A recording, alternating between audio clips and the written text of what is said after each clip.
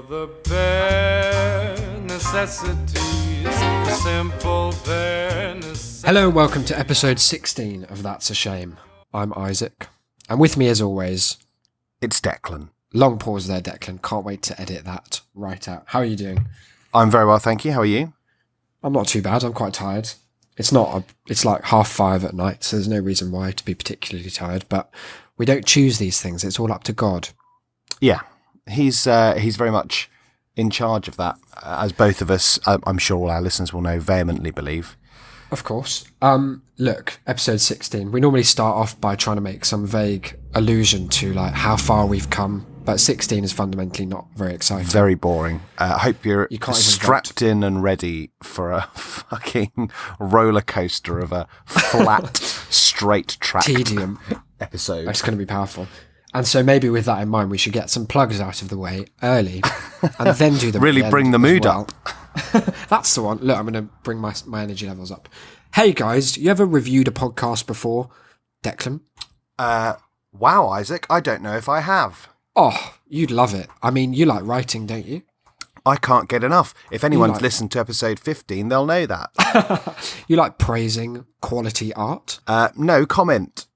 Oh, good. Well, then you'll tolerate leaving a review for our show. shame.city/review, or you can just find it on iTunes or anywhere. What I'm saying is it helps us a lot. Another thing, guys, okay, tell a friend. Here's an idea. If you've got one that, is a bit down, like you look at them, when you're at a group outing, if you catch their eye when they don't think anyone else is looking and they just look a bit downbeat, that's their true emotions that you're seeing there, that they've been trying to hide from the group as you talk about, like, I don't know, the weather, what you're going to have for dinner. But their real sorrow has shone through. And a way to remedy that, I think, is to send them the link to this show. That is some bold advice for the clinically I'm depressed. Not a psychiatrist. No, as will become I'm not claiming as will become all have any too credentials. evident if anyone follows your advice. But yeah, why not? Tell a friend is the theme of today's show. They don't have to be, depressed. Or a friend. No, Stranger. just pass it on. Yeah, basically like a kind of venereal disease, but Or a good one. just like a sort of spy. Just slip Post-it notes into people's pockets as you walk Can be along the very road. effective. And then last of all, Twitter, That's a Shamecast. Email tas@shame.city. Is that all the plugs? We've still got the contest going for another week more. Good. Glad we've got that absolute drag to deal with. Absolute bastion of hope. That is a Shame.city/contest. I mean, You can look, win some stuff. even I don't know how you enter, but there's about 100 ways. Yeah, I'm each of them assured. as fun as the last. Which So- is to say they're all dreadful. So get on that, and if you've got a laptop better than mine, you might be playing Overwatch this time next week. That will be crazy. You can play with Declan as well. He'll give you a one chance only duel, Yeah, and which will work well because his computer, as he says, yeah, will exactly. not be up to scratch. the absolute lag will mean that it's pretty much a default win to you anyway. It's like trying to shoot at immobile mountain range. It's actually quite easy. Something like fish in a barrel, something like that. Yeah, similar. Look, there's only one way to segue into this from what we've been talking about. and that's to just start. Pretty much. I did mention telling a friend. And Right. one thing you don't want to tell a friend, that's some bronze winning segues there, is about killing themselves. What do you mean? That was smoother in my head. School forced to apologise after pupils told to write their own suicide notes. Is this a story you've been following? I at all? mean, this isn't one I'm familiar with. It did make national news yesterday, and it's on the Independent, which, let's be fair, will publish anything. Yes. There are the two top trending articles that I can see. One of them is about Jesus. Historians are questioning if Jesus ever existed at all. And the other one is a picture of three Greylians, let's say, but in that kind of E.T. style. And it says, the world's biggest hacking group thinks NASA is about to announce alien life. So that's the kind of clickbait you're working with here. Right, okay. Sorry about that horrible engine noise in the background. We'll cut that. But look, I'm going to dive into this. Do. Children at Tallis School in South East London, which is, I nearly went there. I went there on an open day when I was in year 6, and they had the school looked like a prison back in those days. I think it's been redone since. Lots of nooses much- hanging from the gaff. No, it didn't even have that much character, actually. Oh. It was worse. It was kind of like a modern prison because it was just flat and endless and just stank of despair.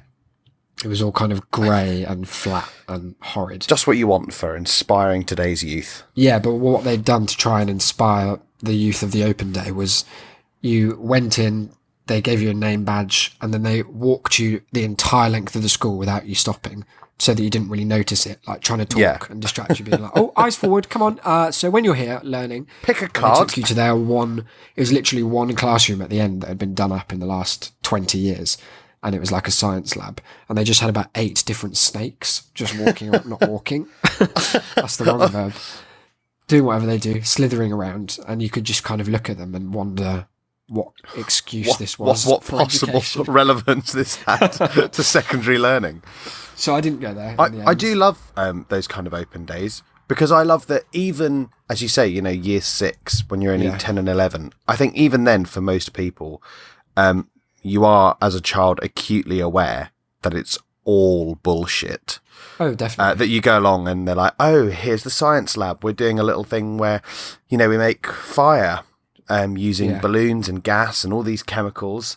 And then in the corner, there's some exercise books, but don't worry about that. Who uses those? We're never going to do those. Yeah, Not here. who Not at uses those? Cool Academy. We shipped those in from boring school down the road. It's just a bit of like set dressing. It's Yeah, as well, it's exactly. like the first time in your life, because you're 10, 11, that someone is trying to sell you something. Yeah. And I don't know how you responded, but I became kind of a little sort of car dealership gangster about it. Like, all right, lads, what do you got? Pitch me your maths Come on, department. why should I What's this? come to you? Wheelie chairs, that's a tick. It was, and then they had like at Thomas Tallis at this school, which I think has now dropped the Thomas to be even trendier. They had no smart whiteboards, so that was like the thing. At most of the schools, you'd go there and they'd be like, "So write your name on here" to show that they had one. And at Tallis, you just had to like Scratch gaze it. at a bit of chalk, hope for the best. What I love as well is having now done these open evenings from the other Oh perspective. yeah, did you have to? Yeah. I was drafted in to do those. Oh, dear. But you see even more the kind of bullshit that it is. Like the school ends early on the day and everyone goes home at lunch so that they can clean the place and make it look respectable. For like a week leading up to it, you have to do kind of little projects with the class so that they've got nice, respectable work that you can put up on the wall. Because obviously It's nobody's like that bit bothering in with that. Matilda when Miss Trunchbull's come and they have to like change the classroom into a horror. But it's the opposite. It's just in reverse. And also, that they just they have a weird ranking and selection system for which pupils are allowed to, come and be tour guides. Not just kind of have any old sod turning up doing it. Yeah. But Presentable. then equally, just to be fair, each department will tell certain members of staff just stay at home. It's all right. You don't have to come in. They're like, why? And what Well, do you think just- they take from that? Well, that they're a miserable, Fuck ugly. miserable bastard. That they scare the children. Uninspiring. Yeah, I mean, The educational value of some soap. to be honest, most of them are more than happy to just stay at Oh home yeah, I and can not imagine. speak to children. Like, I would spend the whole year trying to cultivate a personality that didn't get invited to open evening. But it also reminds me of one of the things I spoke about a couple of episodes where it's a situation where there's no good outcome for the kids coming in that either, like when they come round, they're actively not interested in whatever bullshit little game you've got set up ready for them. In which We had to do case, little games with them. oh yeah, you've got to have something. There's got to be some sort of catch, even in English. I don't think I got any of that. I think it was Scrabble or something, or write a haiku. That's always That fun. other board game. That's always fun to get people to do. Yeah. It's combining counting and English. Everyone's faves. But either they're not interested at all, in which case you're like, well, just fuck off, stop wasting my Don't time. come to my school. Or they're too interested and they want to talk to you, and I don't want to talk to them. There's nothing What worse. could they have to say? There's nothing worse than over-interested kids, because it's always the pompous little rich pricks who are like, oh yes, no, well, we've been doing haiku, and I was reading about how in Japan, and you're like, oh yeah, and they're Mother like, says it's actually pronounced haiku. yeah, and they go and they say, have you read this one? No. No. No, 'cause funny enough, haiku is I the don't give a opposite. fuck. The opposite of art. Imagine anything less poetic than a haiku. Certainly in translation. There must be something about Japanese language Yeah. that it like takes to, but in English it just makes it look like you've forgotten key adverbs Yeah, and just left a little skeleton of a sentence that's been decaying. yeah. It's like a note that you left for a poem. Like write this later. And so yeah, they can't win. How long do they last as well? Because I remember being there they're quite late. So long, yeah. Well, because the thing is that you remember being there quite late. You probably Yeah. weren't there for the whole thing, No. and you've got to set up and everything. You've got to be there from like 6. It won't end till 10. You won't be gone till 11. Tragic affair. Horrid. And that's why you left teaching. I mean, it's a That one combination of many things, but that being one of them. That kind of, That's why you retired. yeah. Took my £40 pension or whatever it is that I've got saved up and went Wow, off that's into the world. £40 more than me. Travel. To see the world. All of which is to say that a school, Thomas Tallis, once a prison full of snakes, has now been forced to apologise after getting pupils to say that they're going to kill themselves. Right, what's the context? A What? school in London has come under fire, not literally, after telling 60 teenage pupils to write their own suicide notes during an English class assignment. I hope there is no more. I hope that's exactly what they said as well. Yeah. It was a really disinterested teacher who's just like, It just definitely write your own suicide notes. It was definitely someone's last minute idea. It wouldn't surprise me if they were having their lesson assessed, because obviously, yeah. when you're just when it's just you in the classroom, especially maybe it's a Monday morning, maybe you're a bit hungover. Or Tuesday, Wednesday. Any of the day days. that really, Yeah. you're probably miserable, hungover, tired. You try and do something minimal. Do a bit of reading around the classroom. That gives you a good half hour. That's technically progress, but you can be on the internet.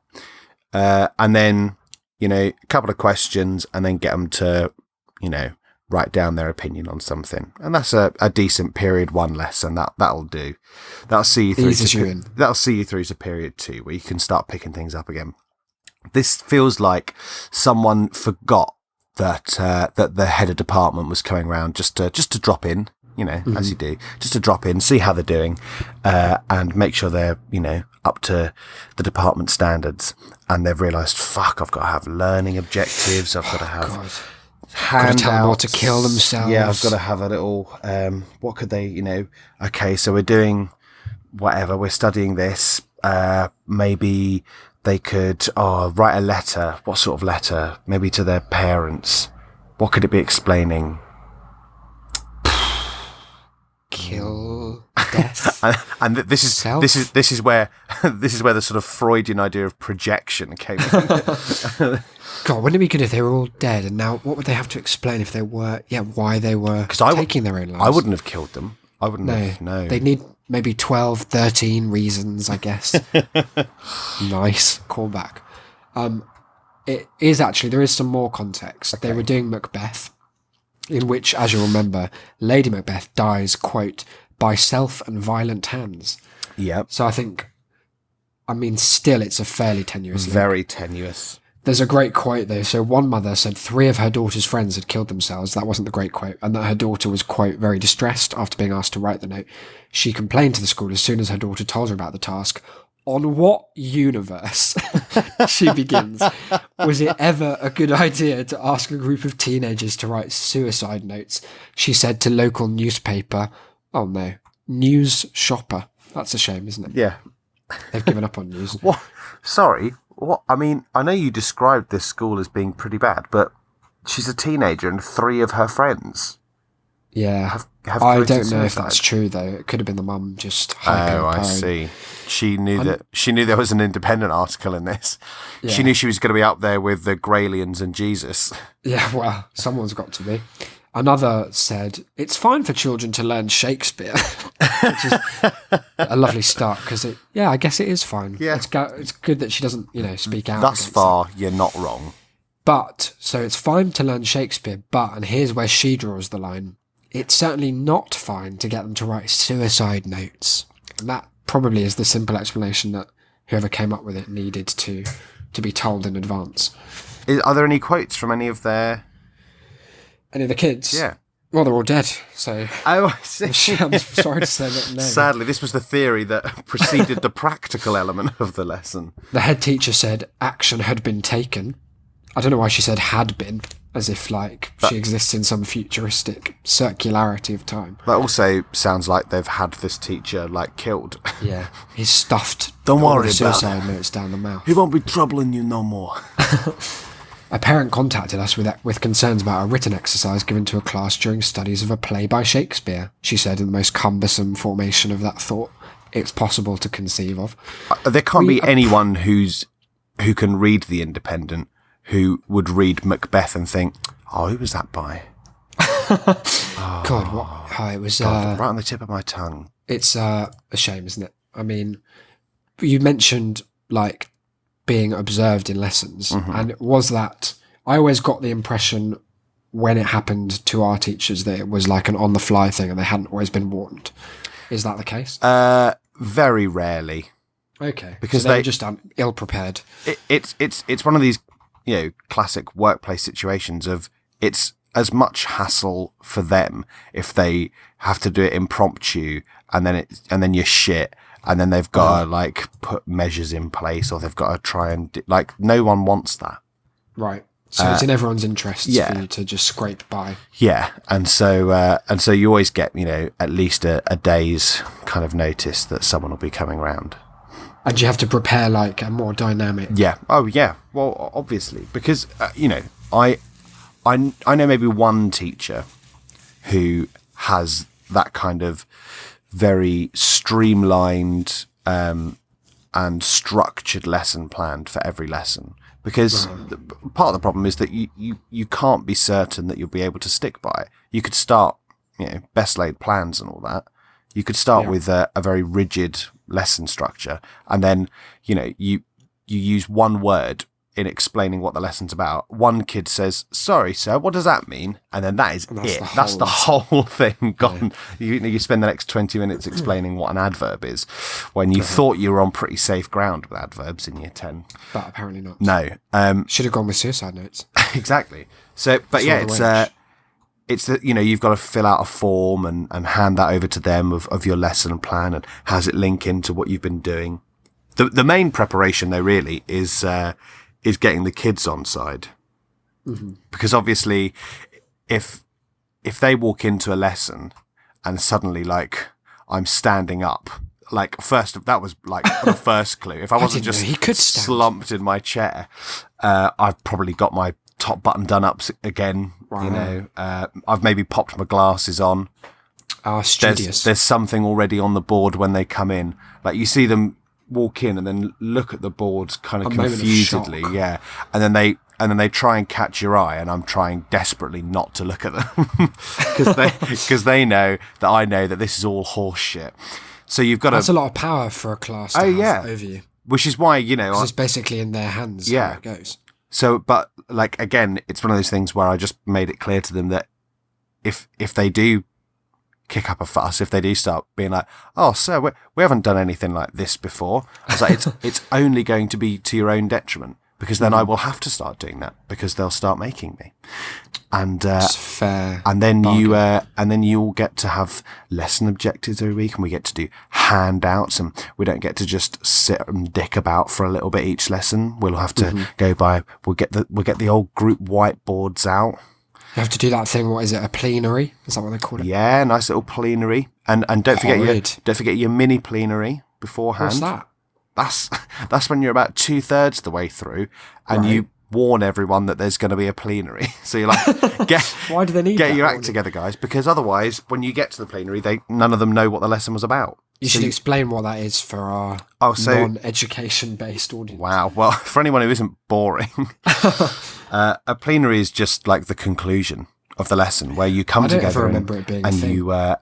you say what it is that you've learnt together over the day, which is why you have to do the mini plenary, especially if you're like having your lesson assessed, because the worst thing you can possibly do is you like talk for 50 minutes, do all these exercises, think that it's all going well, and then say, right, boys and girls, so what have we learnt today? And have no Nothing, hands in the sir. air. I don't know. Fuck all.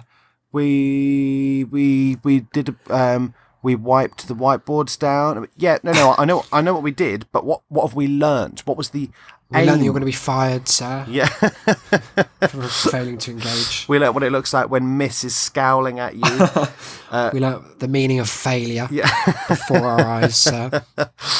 That's a lesson you can't really teach enough. So you've got to make sure that about 2/3 of the lesson in you go, so just so we're clear, what we're learning right now is that we're learning why it's important to understand the meter that a poem is written in.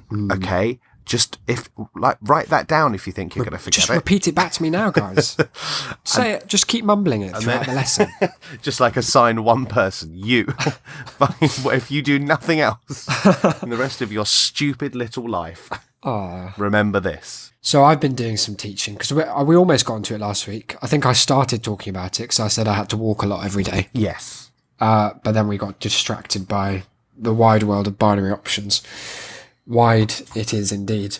And so I've had to do some lesson plans, but the approach I've done, and I'm sure I guess it's not the optimal approach, is doing the lesson plans after the lessons. Yes. So Very much. I just had to submit them on Friday for like all the ones I'd done. Yeah. It's a lot easier, isn't it? Well, yeah, It becomes less of a plan and more of a summary. a great big A4 lie. Yeah, well, like I said, you can't plan. Yeah, that's what I thought. Especially because I'm teaching 2 students who alternately don't turn up because they've been out of school for a year. And I mean, if I'd been out of school for maybe a second more than the summer holidays, I simply would not have been able to return. You just lose all ability to concentrate and to just bother about any of it. And whatever motivation you never actually knew that you had anyway is gone. Just 100% vanished. And so, yeah, they don't turn up that often. When they do turn up, it's like 80% is just kind of seeing if they will be able to talk that day or just not. It's quite an interesting job. But yeah, so a lesson plan for me, like I did one, it's an hour, and they turned up about 40 minutes in. So I was like, well, I'm not going to start anything. Let's just, we'll maybe do a film review or something. We're going to learn about doing film reviews. So we just watched different Mark Kermode videos. While this little kid insisted that Tom Hardy didn't play both of the twins in Legend, despite IMDb factual evidence to the contrary. It's all a scam. He was like, but sir, like, he doesn't even look the same. Like, look at his glasses. It's like, well, you can take those off. He's like, yeah, but look at his nose. It's like, it's makeup. And then he did raise, like, I had no answer to how they did the fight scene because it was well done. I just said it was the magic of Hollywood. So I guess what he's learned is just that hand waving. Did he buy it? Through. Yeah, I think eventually. And then we watched the trailer for Bronson, and that was Fantastic. inappropriate. It turns out. Good. lot of swearing and fighting in that. But I mean, you can't really summarize that in terms of opening statement, lesson objectives, plenary. Like my plenary is, please come back tomorrow. I'll just be sitting here doing nothing. Although actually, I don't care because I get it's like asking you to plan for like 10 coin tosses in a row. Yeah, you could be like, oh well, yeah, well we'll start with heads. But then if the first one's it's tails, all to play for. it's all the rest of it just comes crumbling down around you. It's like writing a lesson plan for what you're going to do in a room full of mice. Yeah. They're all trying to get to different bits of cheese. You're just like, who the fuck knows? I used to have one period a fortnight because it was a fortnightly timetable. And I had one period a fortnight with a group that was like unironically called 11X. Wow. Like they're all superheroes. Almost the opposite. Oh no. Stupid heroes. That's the one. So like 11 is just, the number is just the year number. So So they're year 11s. They were year 11s. 15, then, 16. Yeah. Then normally letters are just their form. So for us, it was just N, E, S, W, and C. North, south, east, west, and centre. Oh, boring. And but then these were 11X, Right. which were like the renegade bunch of misfits. Oh, wow. Who either were too naughty or too stupid to go into other class, or indeed both. Don't forget both. Yep, to go key demographic. to go into classes with other more normal children, I'll say. Less problematic. Yeah, and so they had their own classes, and I don't know what their scheduling was that meant that once a fortnight they had this period free, but they did. So they were left to me to teach them English for a period. And there's just there's nothing you can do teaching someone once a fortnight. What continuity could you have if you only spoke to someone once every 14 days? Just none. Minimal. Yeah. So they kept pushing me to try and come up with some sort of plan, but I assume that's the staff, not 11. Oh yes, sorry, they were desperate to learn. I'm being really harsh. No, the staff were like, it's fine. You've just got to work with them, and I was like, but they are all in some way pathologically opposed to the idea of learning. Like, they just don't want to. There's about 2 kids in the class who want to learn, but there's they're very much a lost cause, not through their own means, but because they're locked in a room full of absolute ingrates. Also, they were the oldest year group in the school that remembered me from when I was out of school. Yeah, so they were in That's a shame. year 7 when I was there, and I had very much mercilessly bullied at least one of them. Oh no! So they wanted explanations each week, and I had none other than you were fat and horrible. Wow, horrid combination. Yeah, so most of the time, these lessons were an absolute drag, both for them and for me, I'm sure. Was it just 1 hour, though? 50 minutes. Okay. Yeah. So normally I didn't really look forward to it.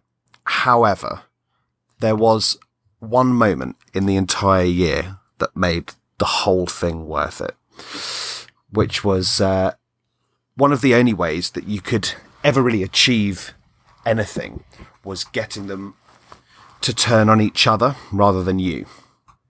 Clever. The Lord of the Flies technique. Exactly. So divide and conquer. So if you could find who in the room wasn't all that popular that day, you could often make them. What was it? Gramsci's theory of the subaltern. Got to have someone that everyone hates. So nice. You can turn them into that. It's a reference everyone has to hand. Exactly. We're all about culturally relevant. Yeah, that's us. Comedy. So we one lesson, there was a kid who I'll call Albert. Albert? Yep, I'm calling him Albert. And he... Okay. He was from the 18th century. He had once, in year 7, had his blazer taken off of him by the head of year because he was told, and I quote, "You don't deserve to wear it." Wow. That's a very specific attack vector from that. Does that because he was like, "You don't deserve to be associated with my school"? Yeah, exactly. Wow. What had he done, do you know? Oh. Just existed. Yeah, he was just refused any and all instances of authority. Okay, yeah. I can see how that would irk. Yeah. And 4 years on, he was back wearing the blazer, but little else had changed.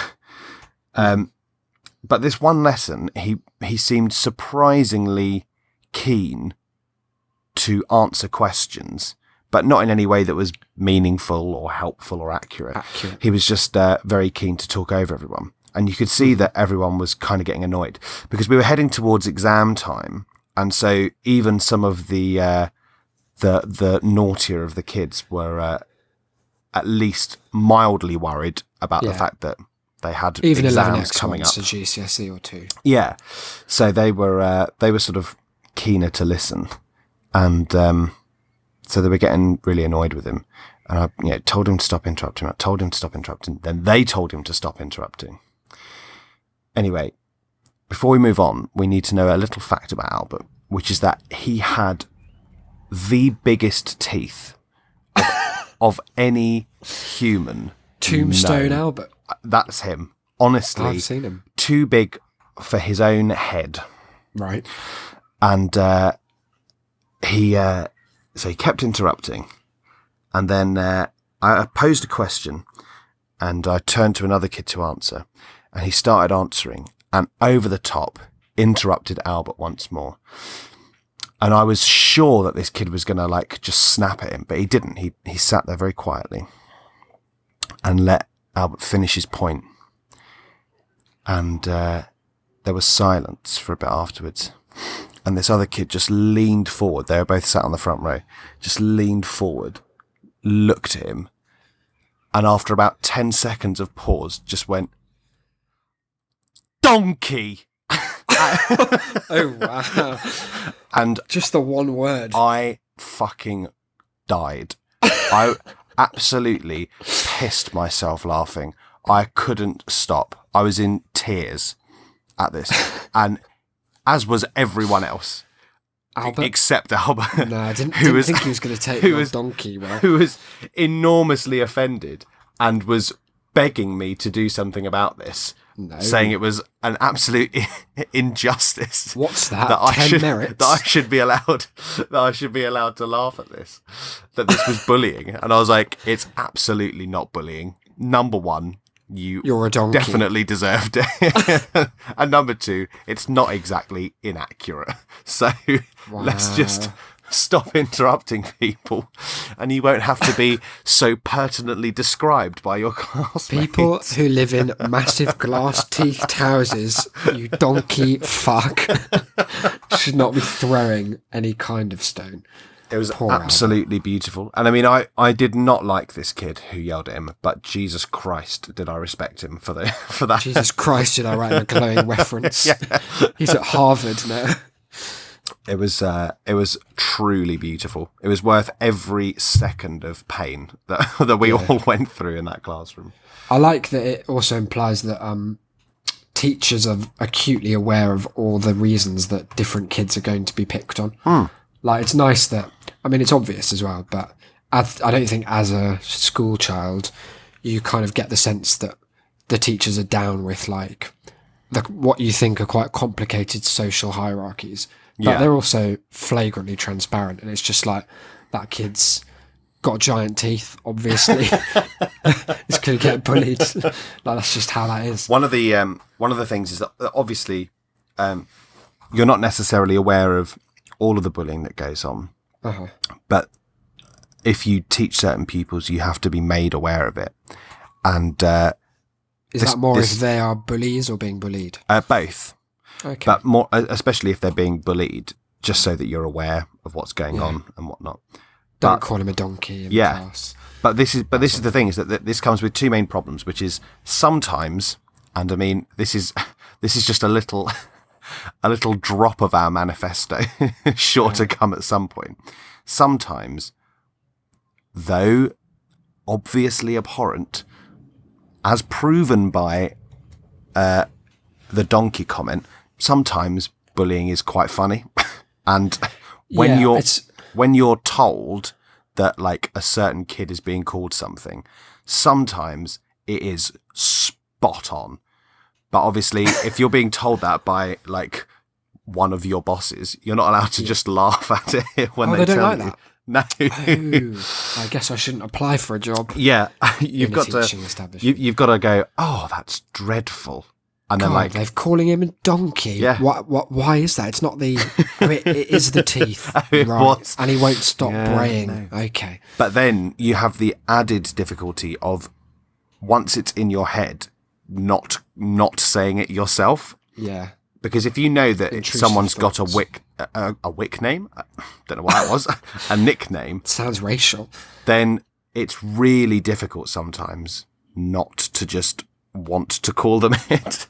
But you know that if the teacher calls a kid by the nickname they're bullied by, that is it. That's curtains. That is for that career. that's whip out the old English assignment about the suicide note. Oh yeah, that could have been like tack it to what the brought board. it to life. I guess on the bullying note, because we're not going to go into the full manifesto. Nobody's It's quite ready. It's nothing bad. No. I don't think. I think the point, like, to summarize my feelings, it's that obviously bullying is horrible, like that goes without saying, but it serves and it exists for a reason. Yeah. And it serves to, like, socialize to a kind of average behavioral level Yeah. people's actions.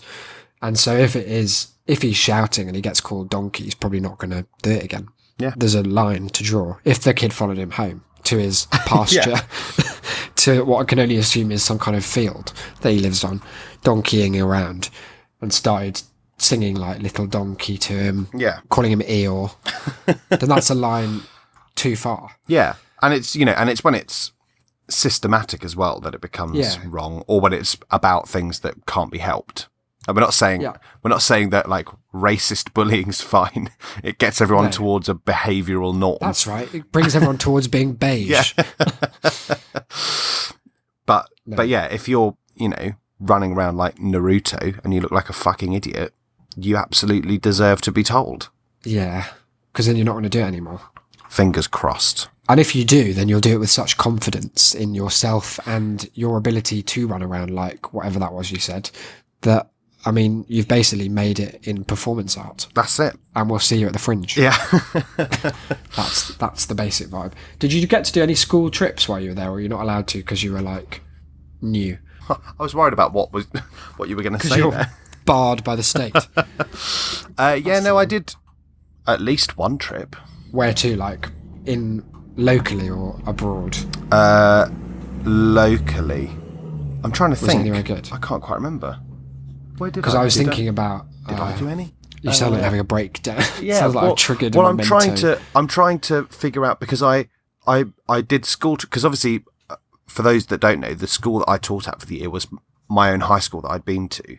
So I'm trying to distinguish between trips I did as a pupil, trips I did as head boy, so in a teacher role, but on the school trip. And the ones that I've done as a teacher. I definitely, in the first week of the year, the year sevens will go to West Mersey, somewhere in Mersey, here in Essex, to a big... one of those outdoor adventure places. Fucking love that. We went to Rootham. Oh, and yeah. Swanage. That was the best thing ever. I think that they did... no, what was it? Stubbers. That was the one that we went to in year 10. I know, doesn't that sound horrid? What's that? It sounds like where just pig trotters are. Just go and play in this pool of pig trotters. A nickname lads. for a sitcom about amputees. Oh no. It sounds very upsetting. But it was actually quite fun. But What yeah, this was one... that kind of set up like adventure playground? Yeah. Orienteering. Lots that of, sort of shit. bit of kayaking, bit of Why is everyone climbing. trying to teach children to orienteer? Because it's not a life skill that's ever relevant. So that they don't all get, I don't know, Madeline McCann or whatnot. I don't think if she had a compass, her mum wouldn't have killed her. Her mum wouldn't have drugged her and left her to die. No, I don't think that's how that worked. But It just strikes me as a very irrelevant, archaic, like, it's like they've read it in the Scouts journal it's from mostly 1850. It's mostly bullshit, like team building, and so that they get it's so that they can learn each other's names and you can learn their names. Okay. But yeah, so the big moment of this trip for me was that I'd been on the exact same trip when I was in year 7, pretty much exactly a decade beforehand. And at the time I'd had a dreadful fear of heights. And I didn't make it to the top of this climbing wall. But How high was it? It was quite high. Yeah. I don't know exactly, but I'd have said it's like 5 feet. yeah, at least. No, Flight it of was stairs. like 30 feet maybe. Okay. Sounds about right. Yeah, But, that's acceptable. But yeah, I didn't make it to the top. But then I went back as a teacher, and I made it closer to the top. But I was just a lot fatter this time, so I couldn't drag myself up. It wasn't the height element that did me. It was just gravity That's itself. a nice metaphor for aging, isn't it? Yeah, exactly. Once you had a lot of ambition, but you were too afraid to achieve it. Now you have lost the ambition and gained 8 stone. Yeah. That's life. But- I was remembering, Go on. have you ever seen in my room, I have this, trophy is the wrong word, but it's like it made that out little of plastic plastic bottles, bottle? spray Yeah. painted gold. Yep. And it has the unfortunate title Camp King emblazoned upon it. Like you're on RuPaul's Drag Race. Yeah, that was basically it. But our school camp, we had like, because my secondary school I've mentioned here was not, it was in quite a deprived area. Like they had no money to take people on trips. So every so often, the reason it existed was because someone had left a bit of land to the school, but rather than leave it near the school so they could expand, it was in Dorset or something. It was just like so far away. It's really stupid. It was almost a backhanded will to leave something that they could never use. It's like when people buy like a star that's named after you, except it's not, and that you can never visit because it's just in space. You know stars. Jesus Christ. But yeah, so we used to have. They'd pick like 15, maybe 20 at most kids from each year to go to this field. The 20 campest kids. That was it. No, it was usually like you had to apply, and then it was. I think basically it was down to which of these horrible idiots can we tolerate for a week. What? And you got on? Yeah, because the teachers liked me when they weren't trying to teach me anything. Oh right. Because I was never like horrible. I was just disruptive. Yeah. And so, I got on a few years, but the team building, which was basically the idea, the premise was like you were split into these teams called pirates and smugglers. Can't remember why. And you had to do a lot of different crimes. I think I was involved in the drugs trade. No, it was like you had to get Right, little boys and girls, time to rape, pillage and plunder. That's the one. RPP. Say it back to me now. And rather than creating any kind of inter-team spirit, it led to all-out warfare quite often. Someone set fire to the smuggler's tent. Oh, no. It was bad. It was really bad. That is bad. Yeah, it didn't like catch very well, but they had to evacuate it, and it had to have a lot of water thrown on it. Yeah. But it was such a budget setup. It was one of these places that only exists by virtue of health and safety officials never having seen it, because it would be shut down to fuck within a second. Because we were sleeping in a field next to a mill that had like rusty saws and like farm equipment just lying out that you could just kind of wander through. There were farm animals that would just come and like run at the tent. Like there was this cow who had some kind of brain damage that just used to run at the tent just every say so often. that. What do you mean? It just did. That was what we knew. Okay, it as. end of the story. And then there was Kevin the cockerel, who was the most violent creature. He like bit someone's arm off. Well, he didn't, but he bit like a big cut in it, and they had to be sent home. And then Bilal broke his arm falling off a chair. It was all like, it was a shame. Are you sure that their intention was for you all to come back? It was, yeah. It was kind of one of those futuristic game show environments. They did keep wearing all these Hunger Games style outfits and telling us that we had to follow the Mockingjay. Instead of a shower, they had... actually, no, I think the girls had a shower, but one of those like ones that you hang up in like a wooden booth or something. And the boys just got a table. Just a wooden table and a cloth. That's not a washing Not a shower. alternative. That's it's not. just something else. That's what I maintained. And then there was the What? No, highlight for sorry, me. you can't just leave that. You can't There's just. You can't, too much to get through. I have to you leave can't it. just be like, oh, so we're really hungry. Have you got any food? No, but there's a chair over there. Well, there you go. It's not Some twigs in the garden, boys. brilliant. So we were there for just about long enough that it became, like in that Lord of the Flies style, a kind of cult environment. And people were, I don't know, you forget yourself outside of the camp. The whole world becomes very small. And your whole raison d'etre changes substantially. So Matthew, who I think is a friend of mine, he'll be on the show at some point, I'm sure.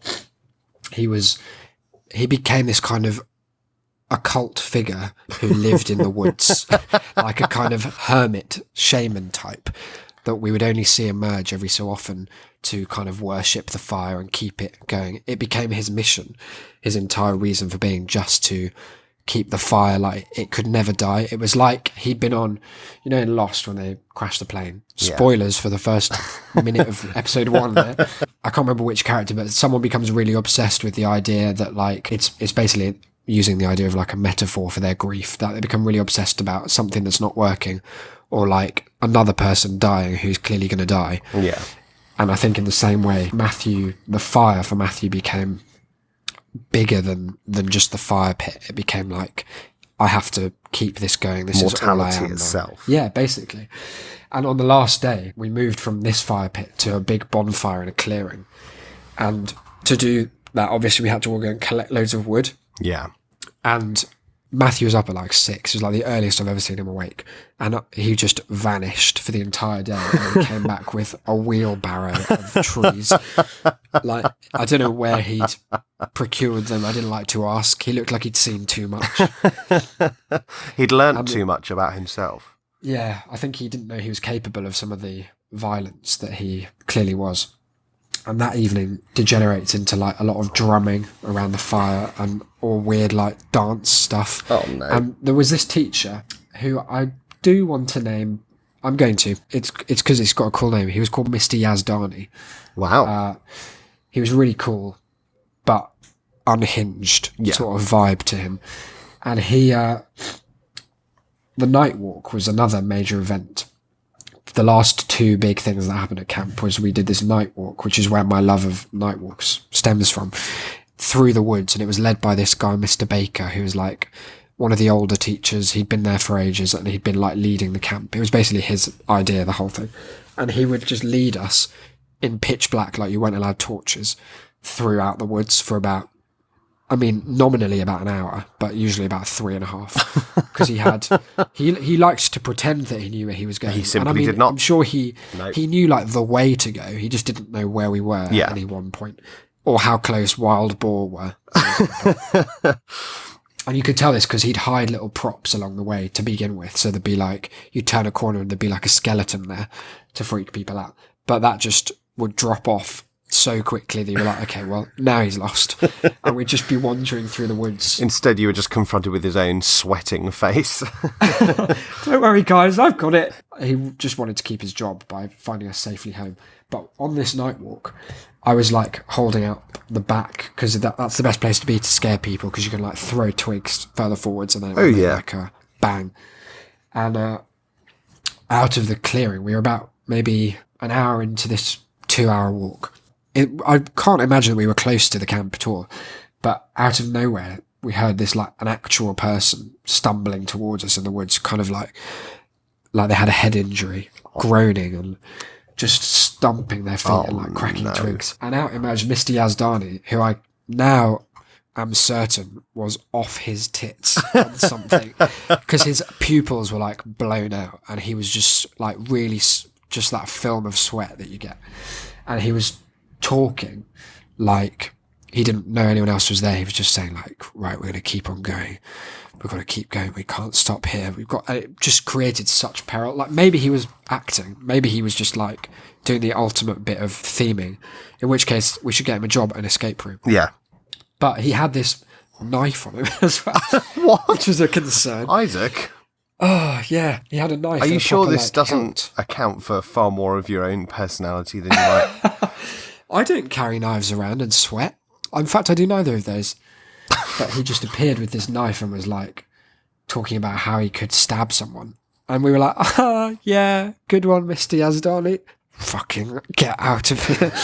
And it was just a very odd experience, the whole thing. Quick, Matthew, set him on fire. Matthew luckily bludgeoned him to death with an oak tree. And we never had to worry about it again.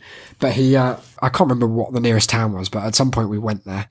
And he had to be sent back home. It was quite a long coach ride because we were in the middle of nowhere, and he had to be sent back home because he'd accidentally taken out this giant like foot-long knife to the middle of just a normal town. It was like at the end of the village when they realised how anachronistic they are. He just brought a knife to the middle of a normal city, and you're like, the whole of the woods and the cult fades away and you're just in the middle of Hastings or something.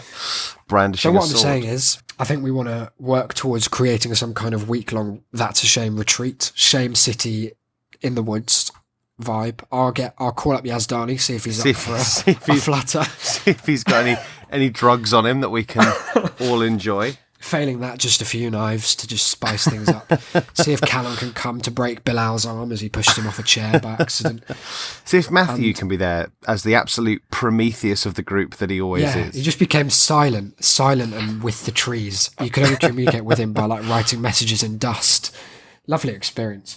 But that's school camp. I think That's a Shame should have some kind of retreat. Maybe I'm thinking 2020 will be a big year for us.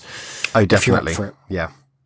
But before then, how could we ever end an episode, especially one where we've discussed such, terrifying topics as grown men attacking children with knives and writing suicide notes for one's class? How could we end it with anything other than Hooked? We couldn't. Where were we up to? Would you like to recap? Well, obviously, for the last couple now, we've been in part 2 Of course. of the wonderfully titled Where Is She? Followed by an interrobang. Isaac, why don't you tell your little joke? Well, it's not very funny, and I would not like you to give me any negative feedback, but I'll tell it if you promise to laugh. Okay, I promise to laugh. So the bit of knowledge that you need, like Declan said, is that the It's always good when you explain it beforehand. You've been listening to episode 4 again. Look, you just need to know what an interrobang is, and it's when it's a question and exclamation mark together. It can be one symbol, it can be two. And then, I can't even remember the setup. Here it is. It's cumbersome. How did the question and exclamation marks react when they were alerted to the imminent bomb threat? In terror, bang! Interrobang. And that's just the kind of humour you can expect from this comedy podcast. Declan, you said you wouldn't sigh. I laughed. That was a laugh. Okay. That was a But I didn't say you loving... could laugh and then sigh. Oh, sorry, you didn't specify that I couldn't. I thought that was just part of friendship, but fuck me for trying, yeah? Can't wait to hear some of your great two-line jokes next week. Mate, I'll do one of my shit I just woke up jokes. Are you joking? was What, the- about my favourite one ever is when Jacob sent me a message, because we do every so often, I think that one came up because I just woke up with it in my head and thought it was funny. And I mean, it's not very funny, No. but it amused me at like whatever time I'd woken up. And one day Jacob sent me a message, said he's just woken up with a joke in his head. It's only one word. And he was like, "Are you ready?" I was like, "Okay, I'm ready." I was like bleary-eyed, probably on the way to uni or something. He just sent all in caps the word Pingoose, a cross between Pingu and Goose, that for some weird alchemy of comedy just tickles me immensely. The only one that I've ever woken up with, and I couldn't possibly tell you what the theme was, what was going on to start it. But I woke up with the joke in my head, how did the police know that the mosaic was high? Because its pupils were dilated. Get out. It's an absolute Mr. Yazdani of a mosaic. Oh yeah, it is. I wonder, is Yazdani too specific a name to have mentioned? Yeah. If you're listening, Mr. Yazdani, we enjoyed our citizenship classes. He did once throw a desk at a student, so that was a shame. I don't think he's teaching there anymore. Probably for some combination of all these violent tendencies. Of carrying knives, He was taking great, though. drugs, attacking He people taught in us the woods. citizenship, and he was the person who first told us that you could play Nazi zombies in Call of Duty, because no one knew about it before Mr. Yazdani told us. Well, Shout out to he you. broke the news, at E3 or something? Yeah, it was nuts. He just came out on stage, pupils as wide as you like, Carrying like a a great sword. big tunnel. Right, so all that's happened so far, the baby has been rescued from the basement, I think. Yeah, We've gone up to the attic for some to reason. try and hide from Jessica, the mad screaming Because, woman of with a course, rock. as Mum says now, Jessica is a sneaky one. Over to you. Are you in character? What I am, yeah. Well, I always like to check. I don't want you giving me just Declan here. I need to feel Tiffany. Sorry, I'll do my best. Okay, good luck. She can't be in the house. I would have heard something. Maybe she's off crying somewhere again. I'm passing Luke's grocery. Okay, I'll be thanks, there in Mum. a few minutes. The baby's calmed down. Mum, I have to call the police. Maybe they have the wrong address. They don't. Right, I've talked to them twice. When? There must be something holding them up. Wait, I think I hear footsteps on the roof. Fucking hell, it's Santa. Holy crap. My heart's going a mile a minute. Ugh. That makes me feel so sick. Sam. Horrible. I can't breathe. Get out of the attic. It's her. She's by the window. Tiffany, run. Get out of there, Tiffany. Oh, God, honey, what happened? Please answer me. It was her. She shot through the attic window. What do you Oh, mean? I assume she went quickly rather than Oh, had yeah. a gun. That would be a hell of a twist. She's not just the rock lady anymore. She's not going to be pigeonholed. No, She's the Uzi lady. she's the ninja on the roof shooting through the window. Oh my God. She started climbing inside. I ran downstairs and out the back door. Now I'm hiding in the backyard. Mum, I can't deal with this. I'm beyond freaking out. Please, help me. Oh my God. I've got a problem here. I've been given some kind of creepy image to look at and it's just not loaded anything. But Well, I can what it tell has you told me, That's It's the the end end, of isn't part it? 2. It's the end of part 2. is that a fucking piss take? That's not even a cliffhanger. She just went through the attic and left. Yeah. Oh my God. This has 19,000 likes. It has 5.6 million views. And that's part 1. Part 2 has, let's see. Good job this app's so cumbersome that I'll never know. 3.6 million. Hell of a drop off there. though. 2 million people They were too scared. weren't hooked. Oh, it's not that they weren't hooked, it's they couldn't handle it. Should we give them a taste of part 3? No, fuck them. You think leave it there? I think Okay, leave it well- there. Well, guys, we've got part 3 coming up next week. I don't know what we'll be talking about, neither do you, I imagine. But we'll work something out. Let's do some plugs again. Subscribe, on iTunes or wherever. Reviews are really good. We've made a website, shame.city. We've also had at least 3 people subscribe to our currently non-existent newsletter. So as soon as do that, because, soon as there's it'll be fun. about a dozen of you, we'll actually send something. Yeah, we'll give you a bit of news and maybe some exclusive stuff. We might just start sending podcasts straight to people's email Yeah, with right. vague threats. Why not? What else is there? To pass it on. That's a Shame Cast on Twitter. You're at Cynical Declan. I'm at Isaac BD. You can email the show how, Declan. TAS, T-A-S, at shame.city. Contests on shame.city/contest. Other than that, I've been Isaac. You've been. Declan. And we'll see you on Wednesday. Bye. Hello? Oh, no. Isaac's gone. Thanks for listening, guys. We'll never hear the end of Isaac's murder camp. Suppose I could do some Hooked by myself. I don't know that I could capture the mother in the same way that Isaac does there. With his characteristic, shrill, maternal presence. Yeah.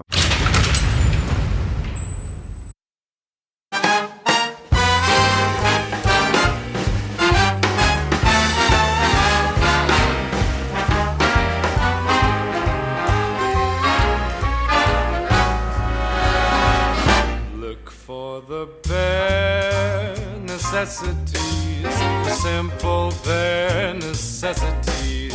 Forget about your worries and your strife.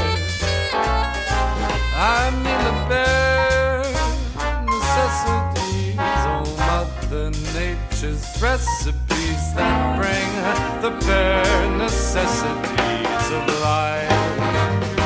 Wherever I wander, wherever I roam, I couldn't be fonder of my big home. The bees are buzzing in the tree to make some honey just for me. The bare necessities of life will come to you.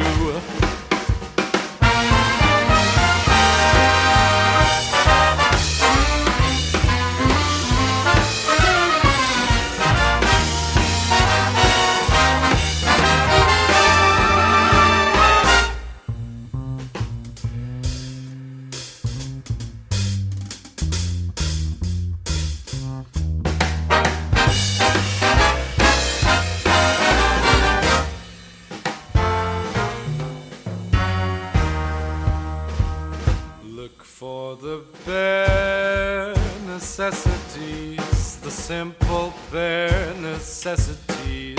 Forget about your worries and your strife. I mean the bare necessities, oh Mother Nature's recipes that bring the bare necessities of life. Wherever I wander, wherever I roam, I couldn't be fonder, my new home.